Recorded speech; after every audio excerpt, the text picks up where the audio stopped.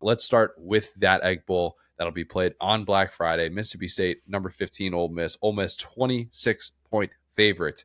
And by the way, I'm using AP rankings today because we're recording this on Tuesday afternoon. We usually record this Wednesday afternoon, but we're doing this Tuesday afternoon before the playoff rankings even come out. And by our luck, Mississippi State will be in the playoff rankings, so that'll just mess everything up. It was a decent loss against Mizzou. Home bye. This SEC bias is getting out of control. Seriously, what are we doing here? Mizzou really kind of, it was a quality loss. It really was. They kind of stretched them in different sort of ways, but you know what? That's all right. That's fine. The over-under I have is 2 references to Ole Miss's playoff chances. How about that? Here's what's going to happen. And sorry to spoil my pick here, but Ole Miss is going to win this game, and these receivers will very likely bounce back.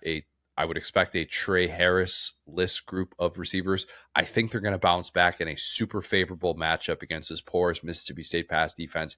I don't think they will drop 64 passes like they did last week. That was just my count, not necessarily the official count. No Trey Harris on the Blitnikoff award. We were just talking about that off air. It's Travis Hunter, who, again, great player. Maybe not the best receiver in college football. Your boy from Arizona, and then some NPC from San Jose State, who, not taking away from him, he is leading the nation in a ton of stuff. But Trey Harris is better than all those folks. I got Bear Felica not too happy about this. He was just texting me about this, what a joke the Blitnikoff is, not having Jeremiah Smith on there. If you would put Jeremiah Smith and Trey Harris on the Blitnikoff finalists among those 3, I would have been perfectly fine with that. Those guys have been absolutely awesome. So Ole Miss playing out of an anger for not having Trey Harris on the Blitnikoff. Angry at the sun. Yeah, right. They're the sun god Ra. Right. Yeah. Everybody is very, very upset right now at Ole Miss. I'm going to say Ole Miss wins 42-10. They cover. This isn't particularly close. But I'm saying that at the top because here's what's going to happen. We're going to see Ole Miss playing with a comfortable lead late.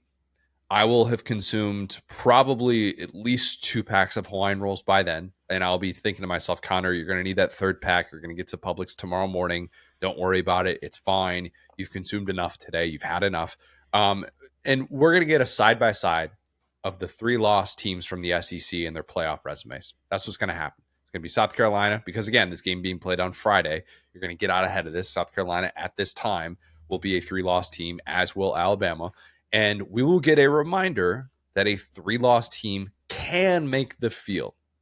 Because this is a broadcast for the Egg Bowl, we could get some campaigning for Ole Miss to be in the playoff. That's when you can put this game on mute. Don't change the channel because it's the Egg Bowl, and you never know when a fight or a fake dog pee celebration is going to bust out. Okay, you have to have this one on. Maybe put it on the multi-view, something like that. Make sure you're at least keeping tabs on this because if the Egg Bowl is going to Egg Bowl, you're going to want to watch it in real time. Okay, trust me. All right, I know I didn't grow up with this rivalry. I have learned that lesson very much so. But if you're even thinking about Ole Miss's playoff chances, and Ole Miss fans, I'm talking to you, and I'm talking to people that are saying nice things about you, go do something more productive. It's Black Friday. Do a little online shopping. Maybe go organize the fridge. Just take the leftovers out that you're not going to eat. That green bean casserole was good day 1. It's not going to be good day 2, day 3. You're not going to add it on back to your plate. You're going to have room for other things, but not that. Just throw it out now. Just do something productive, okay? Go to the store, buy yourself another pack of Hawaiian rolls. That's a lot of Hawaiian rolls that I've referenced so far for a group that not advertising just yet, but we all have goals. Do anything that isn't entertaining Ole Miss's playoff chances as a 3-loss team because it's just it's an unhealthy exercise because it is a 3-loss team that, yes, you could do the whole, all right, 3 plays, go their way. It's 3 plays against teams that have a combined 6 votes in the AP poll, 4 for Florida, 2 for LSU. Yeah, crazy. Don't ignore the fact that it's 3 losses to teams that are not ranked right now, okay? That is significant. Do something besides debate whether or not Ole Miss needs to be in the playoff. If total pandemonium happens, and if that's what ends up unfolding because X, Y, Z, and A, B, C, and D all happen for Ole Miss, all right, maybe then we can have that conversation. But Friday, before all these games are going to be played, and just because Ole Miss is beating up on the worst team in the SEC, I don't want to hear it. I just don't. Sorry. Yeah, I think this is a little bit of a holiday. It's not exactly a compliment sandwich because it's going to be bad, good, good. Okay? So, Ole Miss, you lost to Florida last week, right? What that does is, and in the kind of lead up to the season, when Florida was struggling, when everybody was, pretty, it was more likely than not that, Lane Kiffin was going to be in consideration for the Florida job. I said this season has the chance to be one a little bit like 2022, where the wheels kind of came off in light of like Lane getting considered for the Auburn job. And in that season, there was a surprise upset in the Egg Bowl. Well, I'm here to tell you right now, by losing to Florida, you have ensured that Billy Napier's seat is as cool as it's probably ever been.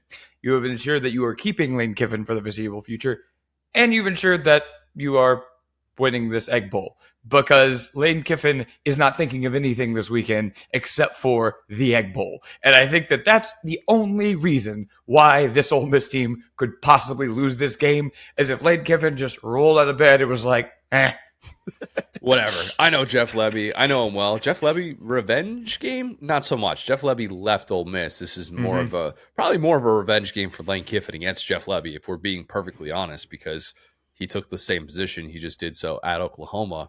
I don't know that that's going to matter for this team. I think we've said enough nice things about Mississippi State, including both of us picking them to beat Mizzou last week.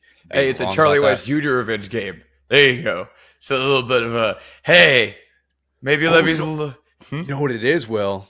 I didn't even consider this. It's a Zach Arnett revenge game. Zach Arnett, analyst, Ole Miss, earn your paycheck. I don't know how that's going to apply to a totally different roster and all those different things. Zach, what you got on this one? These guys are already good. Yeah. Thank you, Zach. That's my expert opinion. Thank you, Zach. These guys can't win ball games. You earned your $100,000 this year. Whatever, you got that buyout coming in from Mississippi State. Always nice to hear that around the holidays, where there's just some dude on the Ole Miss staff like checking little boxes, making $100,000. Anyway. Yeah, nothing wrong with that. Look, Ole Miss should not have any problems with this Mississippi State team. If they do have problems, I hate to be they don't want to be there, but that would be a sign that this Ole Miss team doesn't want to be there if they're looking this bad. Now, it's been a pretty rough week for them. We were texting about this the other day.